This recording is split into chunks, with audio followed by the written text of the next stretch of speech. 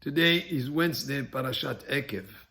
It's also Tu Beav, the 15th day of Av, a day that is known as one of the happiest days of the year in our Jewish calendar. And there are several reasons brought for this.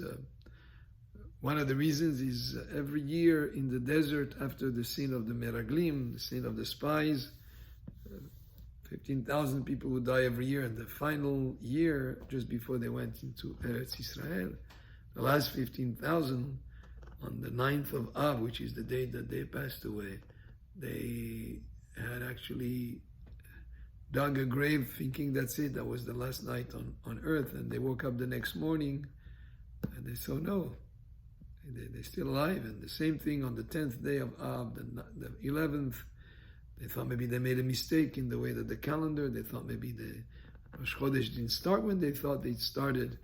But by the 15th of Av, when they saw the full moon, they realized it was not a mistake in the calendar, but actually they were, in a sense, forgiven, and they would stay alive and go into Eretz Yisrael. That was a source of great joy. But then there are also several other reasons that are brought by Chachamim. One of them is the tribe of Binyamin. There was a certain period in our history where their daughters could not marry. The tribe was so excommunicated, and they could not marry other tribes.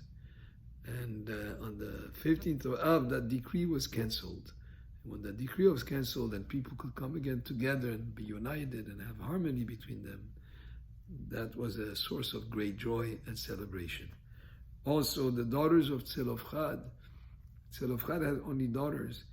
And in the desert, when they asked Moshe Rabbeinu how they're not going to inherit anything, they said, of course, you will inherit when there is no boy. You will inherit the inheritance. The only thing is you have to marry with only people of your own tribe, so that the fields that you'll have, the real estate that you'll have will stay in the same tribe. But after Yeshua conquered the land of Israel, and they settled, then that decree was canceled, and any girl who inherited her father could marry even other people from other tribes. So that idea of being able to connect with other tribes and with other people, and again, it's another reason to rejoice. There's another reason that is brought is there was a certain period where the kingdom of Israel had put some sentries to not allow people to go to Bet HaMikdash on the Regalim, on the 3 holidays. But then the king Hoshea canceled those sentries, and then people were able again to go to Yerushalayim. And that was again another reason of coming together and uniting and more connection with Hashem and with the rest of Am Yisrael. And that was another reason to rejoice. There's another reason that is brought is that the nights get longer around this time of the year. And as the nights get longer, there's more time to dedicate to learning Torah. And Torah is a way for us to connect with Hashem. So again, there's an idea of connection. And that is a source of rejoicing. And according to the Arizal, the creation of the world started on the 25th day of Elul. Rosh Hashanah is actually the day of creation of man. The 25th day of Elul is the day that the world began to be created as Bereshit, in the book of Bereshit, and that would be the first day. So 40 days before is today. It's like 40 days before is the concept of creating the world was there. And there's an esoteric teaching from the Arizal. Therefore, it's another day to rejoice.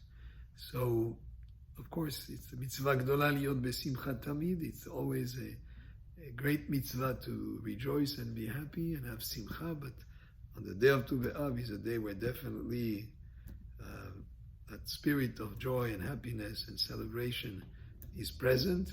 It's also a day that is an opportune day for shidduchim, for people finding their mate and finding their spouse. So all these ideas, reconnecting with Hashem, reconnecting amongst us in peace and harmony, is something that is very meaningful for the day of Tu Be'av. Happens to be also for us, the Moroccans, and nowadays actually from all over the world, people have become aware of the great tzaddik, Rabbi Amram ben Diwan, whose buried in the city of Wazan in Morocco. His Hilula is today, the day of Tu Beav.